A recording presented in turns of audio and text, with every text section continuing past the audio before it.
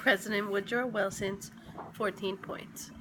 It will be our wish and purpose that the process of peace, when they are begun, shall be absolutely open, and that they shall involve and permit henceforth no secret understandings of any kind.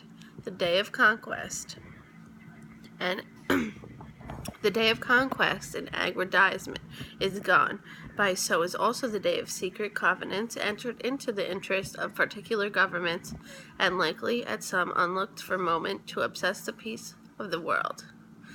It is happy fact now clear to the view of every public man whose thoughts do not still linger in an age that is dead and gone, which makes it possible for every nation whose purposes are consistent with justice and the peace of the world to avow nor or at any other time the objects has in its view.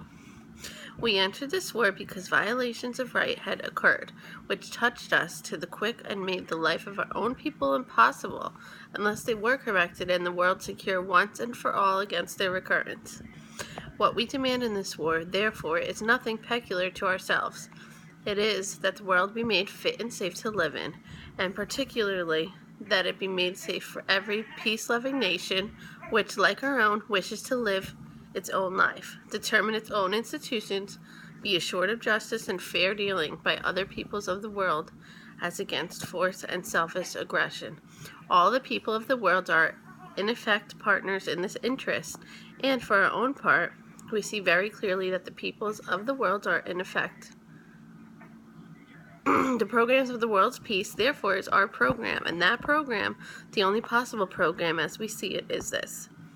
1. Open covenants of peace openly arrived at after which there shall be no private international understandings of any kind, but diplomacy shall proceed always frankly and in the public view. Absolute freedom of navigation upon the seas outside terrible waters,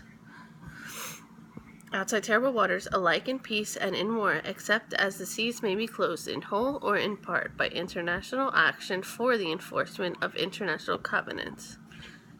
3. The removal, so far as possible, of all economic barriers and the establishment of an equality of trade conditions among all the nations consenting to the peace and associating themselves for its maintenance.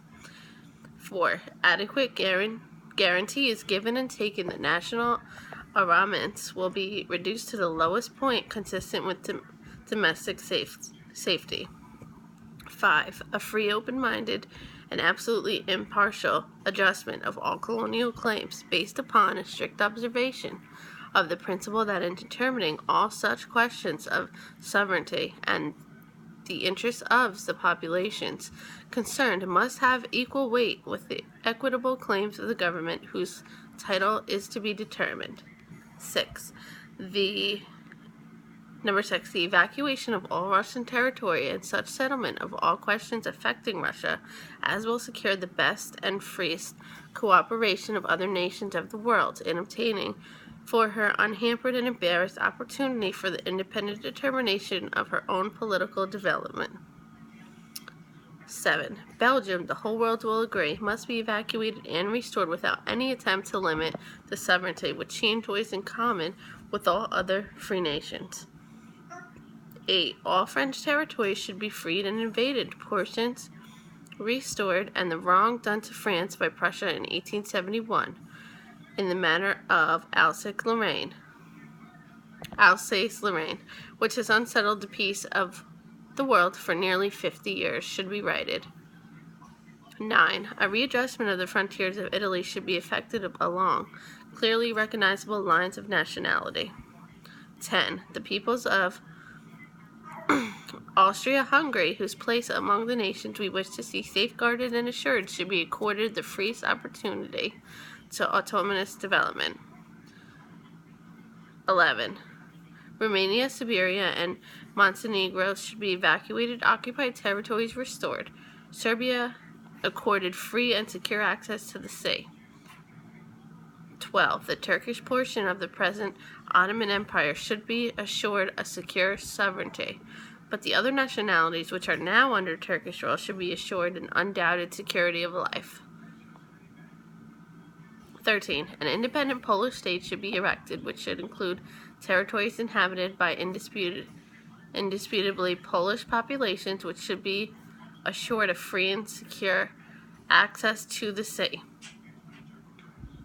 14. A general association of nations must be formed under specific covenants for the purpose of affording mutual guarantees of political independence and territorial integrity to great and small states alike. In regards to these essential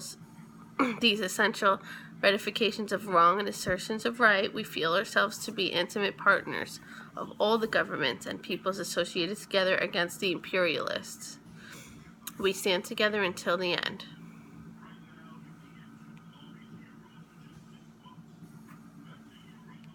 The White Man's Burden. In February 1899, British novelist and poet Rudyard Kipling wrote a poem entitled The White Man's Burden, the United States and the Philippine Islands. In this poem, Kipling urged the U.S. to take up the burden of the empire, as had Britain over the European nations. Published in February 1899 issue of McClure's magazine, the poem coincided with the beginning of the Philippine-American War and U.S. Senate ratification of the treaty that placed Puerto Rico, Guam, Cuba, and the Philippines under American control. Therefore, Theodore Roosevelt, soon to become Vice President and then President, copied the poem and sent it to his friend, Senator Henry Cabot Lodge, commenting that it was rather poor poetry, but good sense from the expansion of the point of view. Not everyone was as favorably impressed as Roosevelt. The rationalized notion of the white man's burden became an emphasis for imperialism, and many anti-imperialists couched their opposition in reaction to the phrase.